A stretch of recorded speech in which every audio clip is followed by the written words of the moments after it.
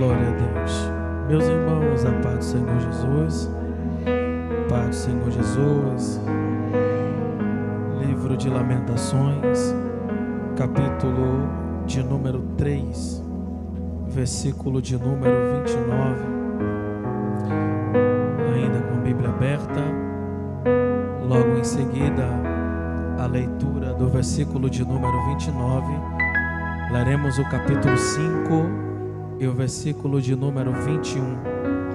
Enquanto vocês identificam o texto, eu quero expor a minha gratidão a Deus pela oportunidade de estar junto com os irmãos para celebrarmos a Deus nessa ocasião, estarmos sendo um porta-voz de Deus para o coração dessa igreja bonita e bela. Que o Senhor abençoe. Deus abençoe a vida do pastor Bruno.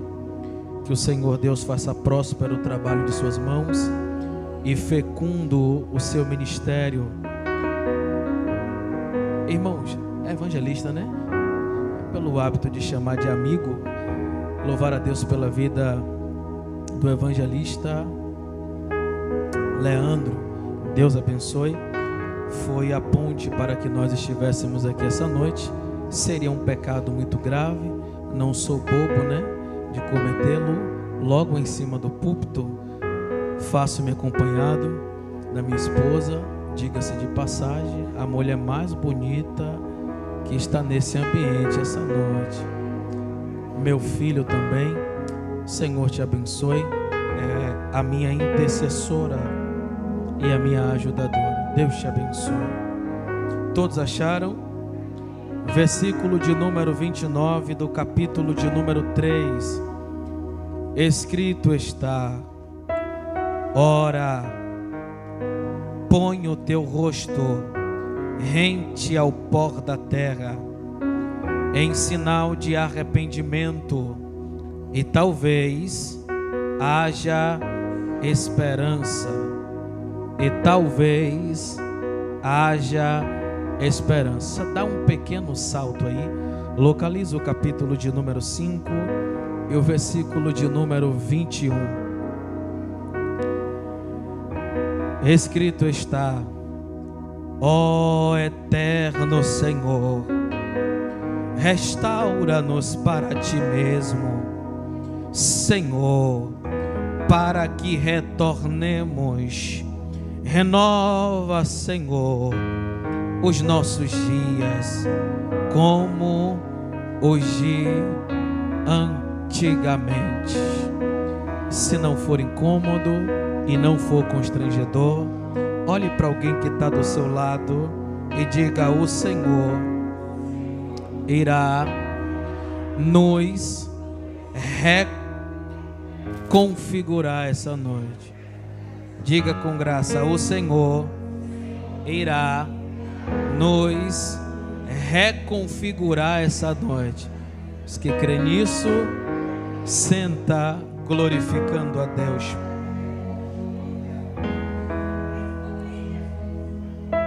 Queridos irmãos,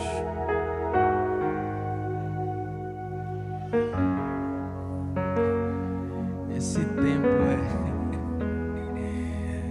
o livro das Lamentações é uma espécie de apêndice ao livro do profeta Jeremias. Na verdade, o livro de Lamentações é um poema de pesar. Essa literatura fúnebre é um conjunto de poesias organizados em uma ordem alfabética. 5 poemas que seguem um padrão lógico dentro de uma perspectiva fúnebre hebraica. Queridos, atente-se aqui para mim, por favor, porque essa informação é muito importante. O idioma hebraico, ele possui 22 consoantes. Eu disse quantas consoantes? O idioma hebraico é formado por 22 consoantes. Cada poema aqui dentro dessa literatura é organizado com base em uma letra hebraica. Essa letra prefigura cada versículo. Dito isto, toda essa literatura segue um padrão lógico de 22 versículos, exceto o capítulo de número 3, possuindo 66 versículos, que é o múltiplo de 22. Logo, o capítulo de número 3 segue o mesmo padrão lógico. Porém, nessa ocasião, a letra hebraica representa 3 versículos. Há quem diga que Jeremias assentou-se a observar no ano 586 a.C. os caldeus e os babilônicos devastar a cidade de Jerusalém, destruir a cidade de Jerusalém. Ele senta-se e se põe a chorar ao olhar a Jerusalém destruída, ao olhar a Jerusalém devastada. É exatamente nesse momento que esse profeta começa a compor essa poesia, esse poema, carregado de um sentimento de tristeza, carregado de um sentimento de pesar. O livro das Lamentações não é o único livro da Bíblia que contém partes tristes, sentimentais, fúnebres. Todos os outros livros proféticos, exceto o livro do profeta Ageu, possuem exemplos do gênero das lamentações. Porém, o livro das Lamentações é o único livro que é configurado, que é montado exatamente com base em lamúrias. Todas as 5 poesias, todos os 5 poemas inseridos dentro dessa literatura é carregada de um sentimento de tristeza, é carregado de um sentimento de pesar, de aflição. Diga-se de passagem, os judeus costumam a ler publicamente esse livro no 9º dia do mês de julho, relembrando as vezes em que Jerusalém foi destruída, a saber, no ano 586 depois de Cristo, logo em seguida, no ano 70 da era cristã, pelos exércitos de Roma.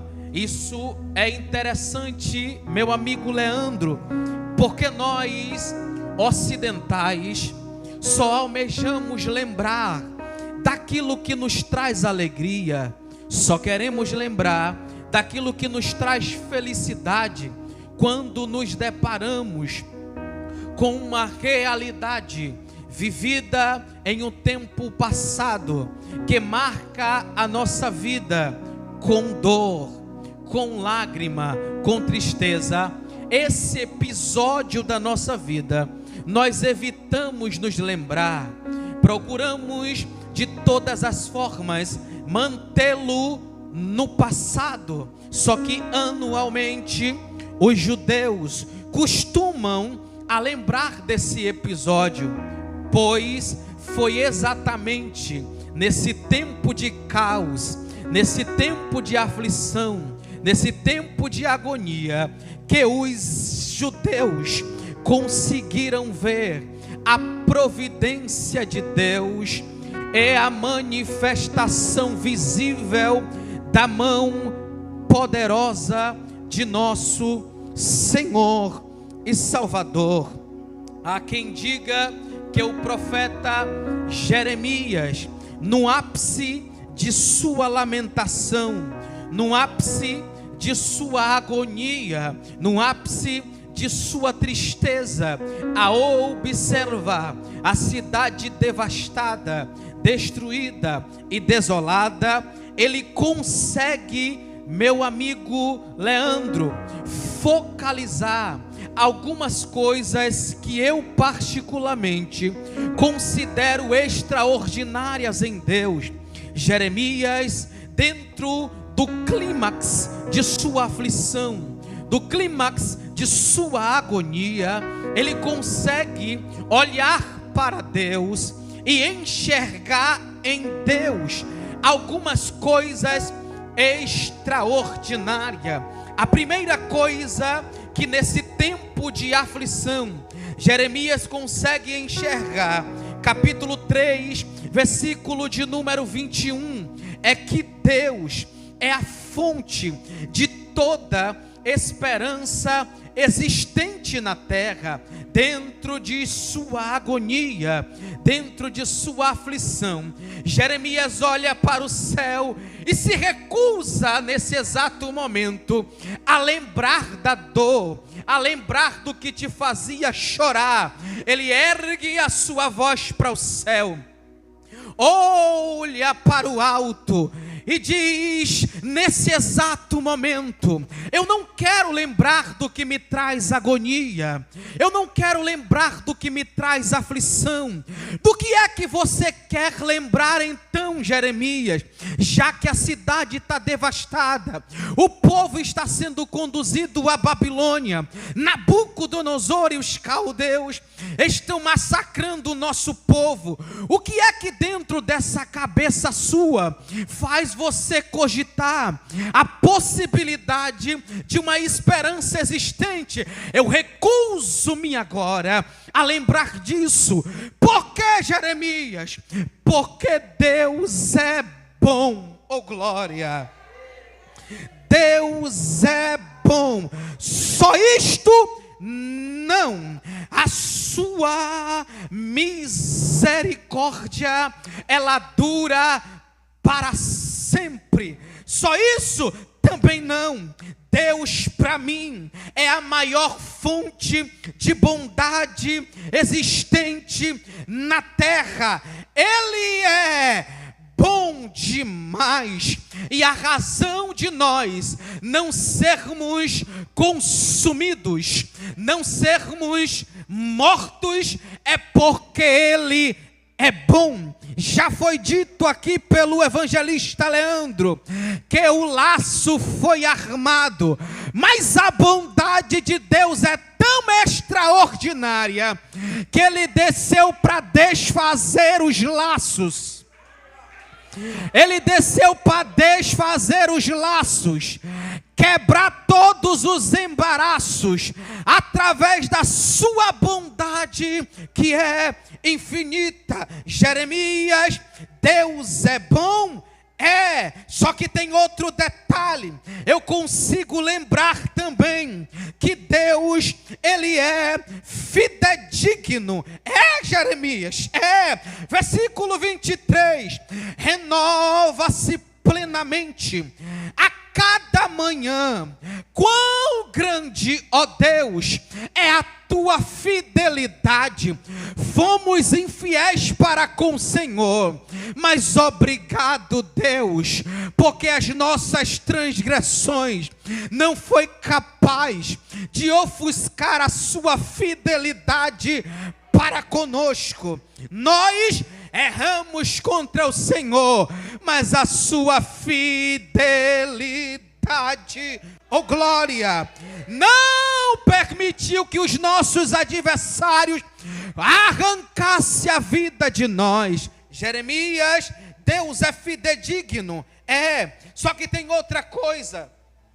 No meio de toda essa aflição, eu consegui focalizar também que não existe absolutamente nenhuma possibilidade de salvação existente a não ser nele. Versículo de número 26, ele diz: é muito bom guardar, confiar em paz no socorro do Senhor. Por que, Jeremias? Porque dele, somente dele. Alguém lá no fundo entendeu? Porque dele, somente dele, venha salvar. Levante a mão direita para cima, que eu já tenho uma palavra de Deus para a sua vida, e não baixe. O Senhor te trouxe nesse encerramento de campanha para te dizer que Ele, somente Ele, é a fonte que você precisa para que esse cenário seja alterado para a glória do nome dEle. Quem acredita no que eu estou pregando, abra a boca e adore a Ele, por favor.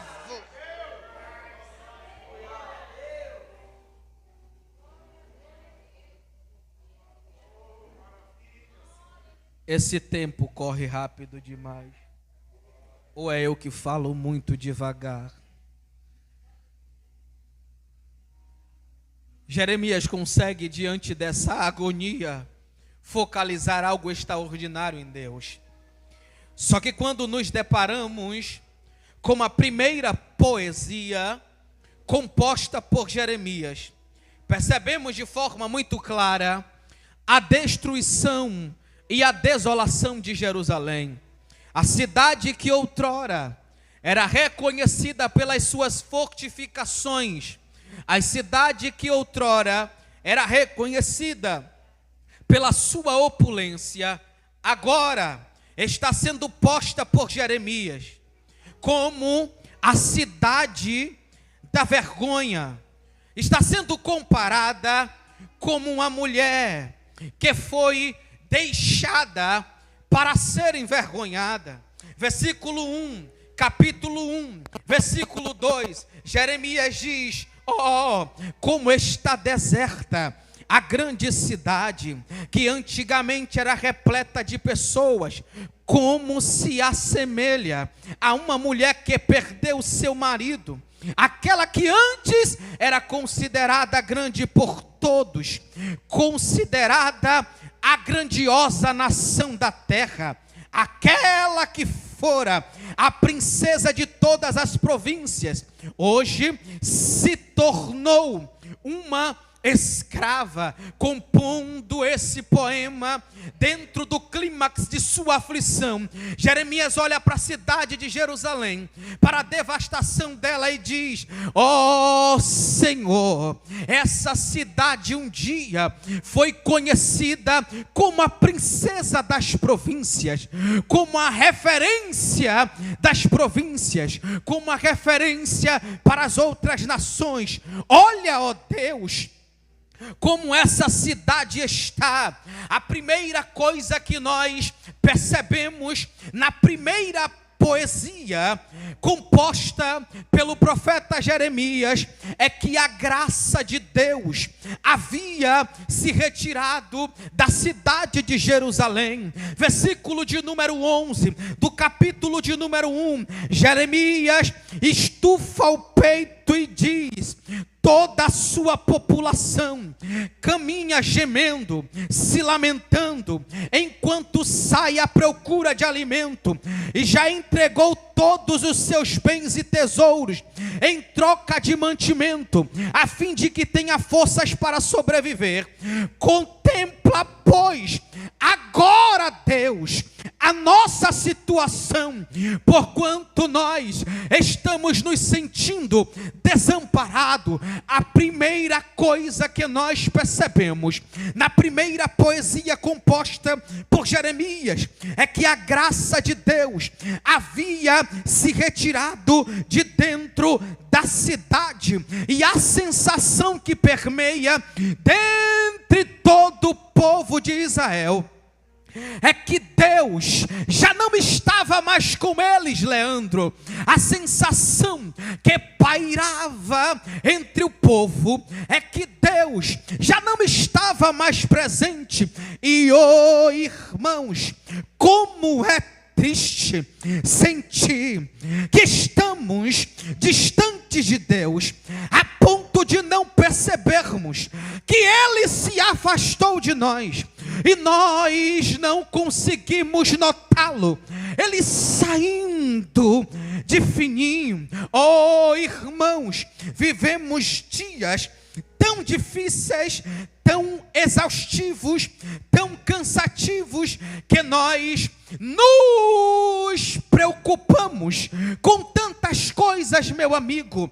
Nos preocupamos em pagar a conta, isso é válido. Casou, tem que prover a casa. Nos preocupamos em honrar a nossa casa, isso é bom, isso é válido. Casou, tem que honrar a família. Nos preocupamos nos afazeres da vida e nos esquecemos o quanto estamos focados naquilo que queremos, que esquecemos que Deus está ficando para segundo plano, e em nós estamos priorizando o que não era para priorizar.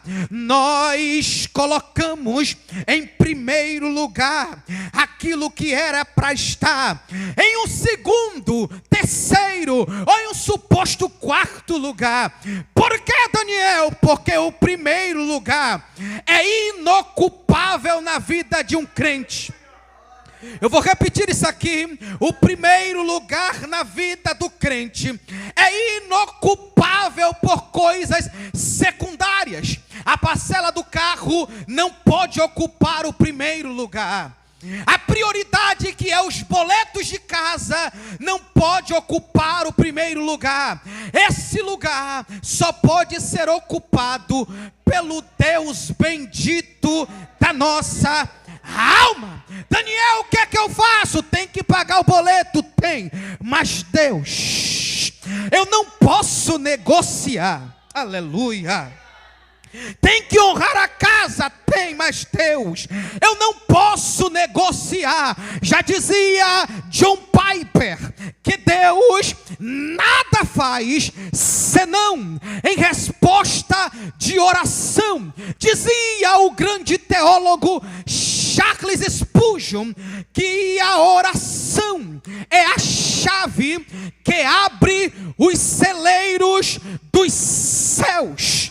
Dizia o nobre amigo, irmão Billy Graham, uma grande inspiração para nós, que não dá para viver sem orar, pois viver sem orar é como, oh glória a Deus, ser crente sem orar é como viver sem respirar. Dá para alguém conseguir manter a vida nessa matéria sem o oxigênio necessário para respirar, irmãos? É óbvio que não. A oração é necessária.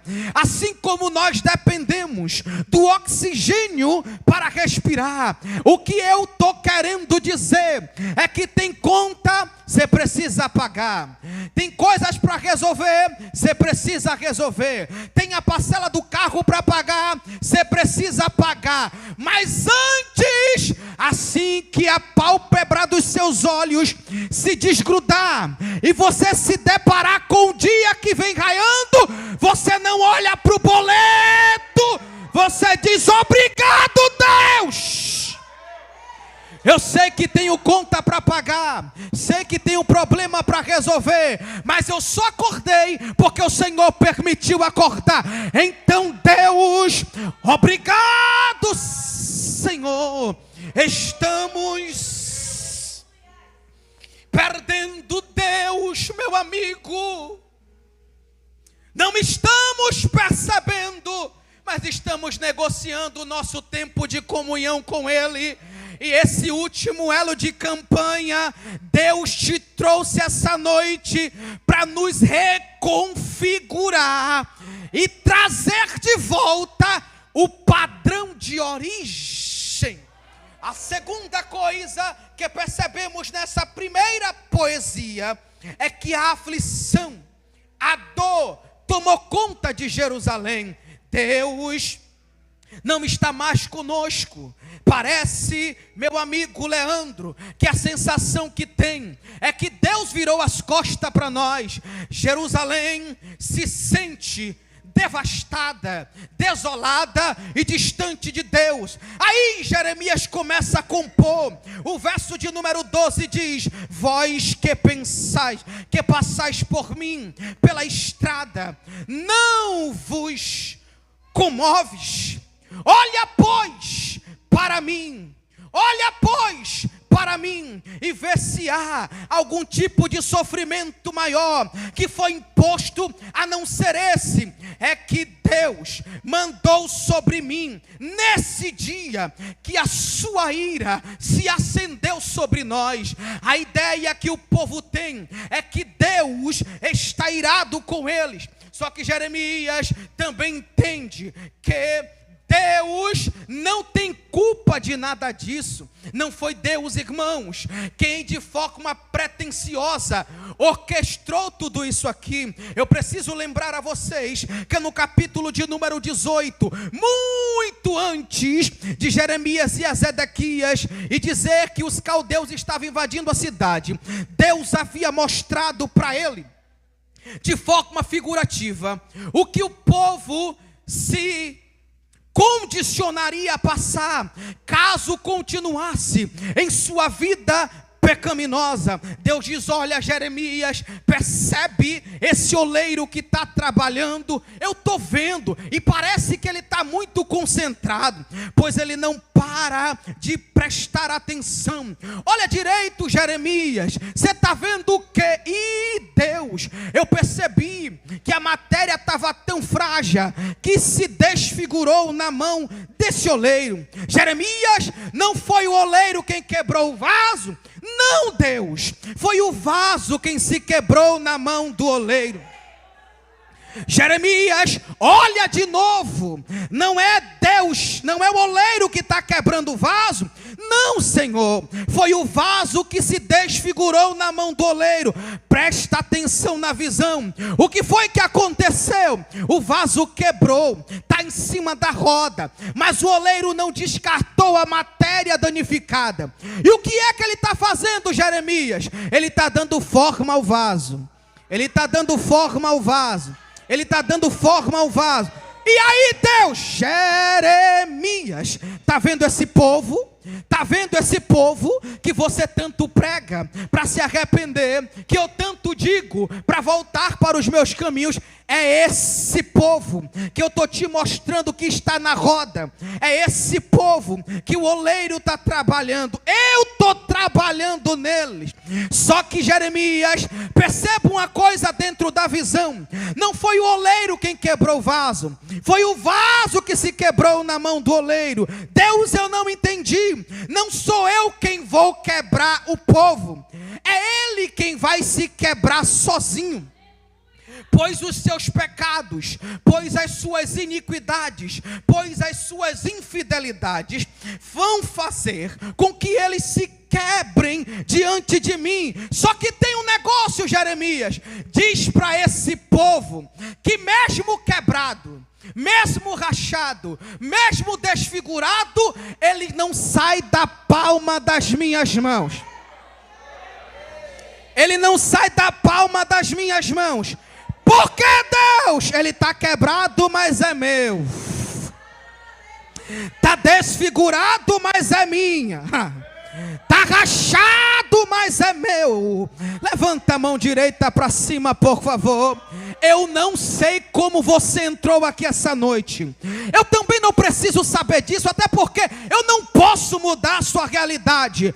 Mas o oleiro me tirou de casa, me trouxe nesse encerramento de campanha para te dizer: você pode estar desfigurado, o cenário atual pode estar te quebrando por dentro, mas você está na palma da minha mão.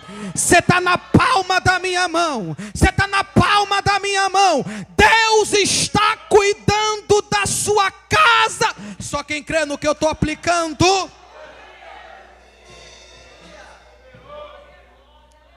Acabou o tempo.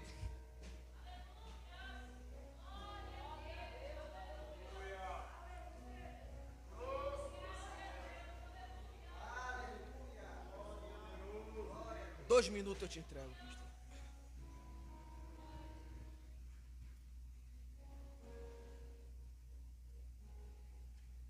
capítulo 3, versículo 29.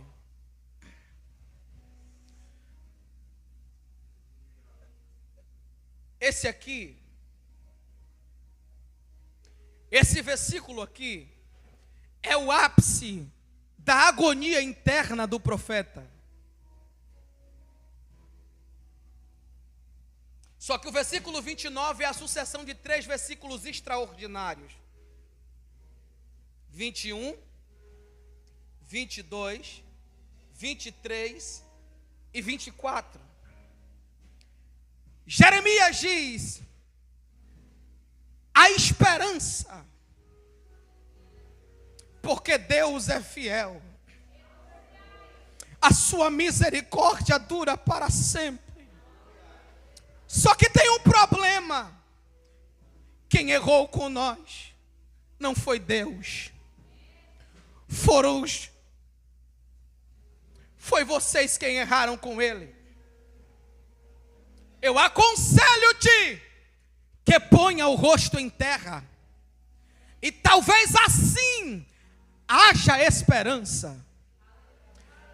A expressão do profeta revela um ato de extrema humilhação. Capítulo 5, versículo 21 que lemos, corro para encerrar. Uma outra hora eu volto para terminar isso aqui. Olha o que está escrito, versículo 21, do capítulo de número 5 de Lamentações. Restaura-nos, ó Deus. Restaura-nos, ó Senhor, a fim de que nós voltemos a ser como éramos antigamente. Capítulo 3, versículo 29. É uma orientação do profeta, a fim de que o povo consiga alcançar a restauração de Deus. E qual é, Jeremias? Humilhe-se diante dele,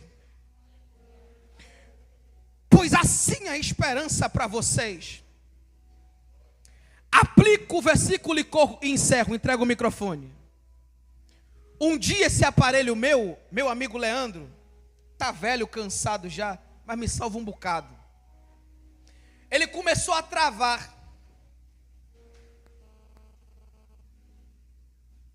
O processador dele começou a ficar lento. Então eu me perguntei, o que levaria a mim, como proprietário de um aparelho, formatá-lo? E cheguei à conclusão que no mínimo 2 coisas. Quantas coisas? 2 coisas me levaria a formatar esse aparelho que estava travando. A primeira coisa que me levaria a formatar o aparelho seria o simples fato do acúmulo de coisa desnecessária dele. Danificou o processador do aparelho. E o processador começou a ficar lento. Já não rodava mais como antes. Por quê? Porque o acúmulo de coisa desnecessária danificou a estrutura do processador. Então eu formataria o meu aparelho a fim de que o processador do meu aparelho voltasse a funcionar como antes. Porque o acúmulo de coisas desnecessárias fez com que o aparelho começasse a travar. Então, a primeira coisa que me levaria a formatar o aparelho seria trazer ao aparelho a flexibilidade do processador novamente. Uma outra coisa me levaria a formatar o aparelho. Qual, Daniel? Trazer ao meu aparelho o padrão de fábrica. O acúmulo de coisa desnecessária danificou a estrutura de Israel. O pecado danificou a estrutura do povo. O pecado danificou o processador do povo. Só que Deus, como proprietário, como dono, como pai, Ele sabe aonde tocar. Então Deus diz: Israel, o seu processador foi danificado. Você não ora mais como antes. Você não busca mais como antes. Você não faz visita mais como antes. Você não canta mais como antes. Não prega mais como antes. Não lê mais como antes. Só que tem um detalhe. Calma aí. Eu sou teu pai. Eu te conheço. O acúmulo de coisa desnecessária fez com que o processador do seu aparelho, a sua essência, fosse danificada. Só que eu tenho um reset do céu para a tua vida. O acúmulo de coisa desnecessária te danificou. É Deus olhando do céu para baixo e dizendo para Israel: Israel, o pecado alterou a sua essência. O pecado danificou a sua essência. Só que eu, como pai, hoje estou descendo para te reconfigurar todo. Cata a mão de um crente ligado, cata a mão desse crente, por favor. Sacuda ele e diga: Deus está te reconfigurando essa noite. Diga com graça: eu não quero saber como você entrou aqui. Diga com graça: eu não preciso saber como você chegou aqui. Eu só preciso te dar um recado dos céus. Deus vai te reconfigurar. Deixa eu ver quem sente o Pai alternando a nossa rota. Você vai voltar a orar como você orava. Vai voltar a ler a Bíblia como você lia. Vai voltar a consagrar como... Perdeu Satanás. Eita! Eu sinto graça de Deus nesse altar. Se você achou que manteria esse crente frio, gelado, apagado, essa noite você perdeu. Pois o céu me trouxe aqui para dizer: você está quebrado, mas está na minha mão.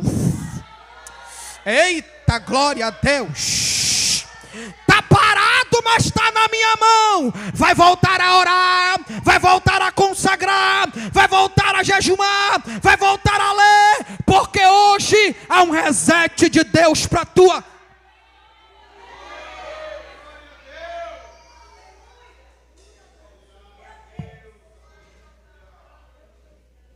Segunda coisa, a essência de Israel foi danificada. Então Deus quer trazer... Que pena que o tempo já foi, estou até abusando. A essência de Israel foi danificada. Então Deus quer trazer a Israel a essência de origem. O pecado desestabilizou Israel e desconfigurou. Só que Deus é muito mais inteligente do que eu. Se eu sei, irmãos, aonde tocar para reconfigurar meu aparelho, quem dirá Deus? Ele diz: Israel, o aperto vai doer, a humilhação vai doer, o negócio vai apertar, a Babilônia vai chegar, alguém gritará para você lá dentro: canta o hino que vocês cantavam lá em Sião, canta para nós aí. E vocês terão que dizer: como cantaremos ao Senhor em terras estranhas? Vai doer, mas vai curar. Vai curar. Por quê? Porque Deus nos levará por caminhos desconfortáveis para tirar de nós toda a impureza e trazer a essência. Aleluia, aleluia. Deus nos levará por caminhos desconfortáveis, mas Ele arrancará de nós toda a impureza, a fim de que a nossa essência volte a emanar novamente. Fica de pé comigo, por favor. Sabe qual é a maior raiva do diabo? é que ele errou uma vez e não teve a oportunidade de um culto como esse, para o Espírito Santo me trazer de casa no encerramento dessa campanha e dizer para alguém: está desfigurado, mas está na minha mão. Está danificado, mas é meu. Esse é o encerramento dessa campanha. É o último elo. E Deus nos trouxe aqui para nos conscientizar que não há avivamento pleno distante do seu altar. Olha o que Deus está dizendo: eu prefiro apertar vocês, mas mudar toda a sua configuração e te ter perto do meu altar, do que ver vocês sorrindo e fazendo festa distante de mim. Então Deus marcou esse culto para nos dizer: é noite de reconfiguração. É noite de reconfiguração. Aquilo que estava desconfigurado essa noite, os céus vai configurar e vai trazer para nós a essência que nós não deveríamos ter perdido. Quem crê no que eu acabei de pregar, abra a boca e adore a Ele, por favor.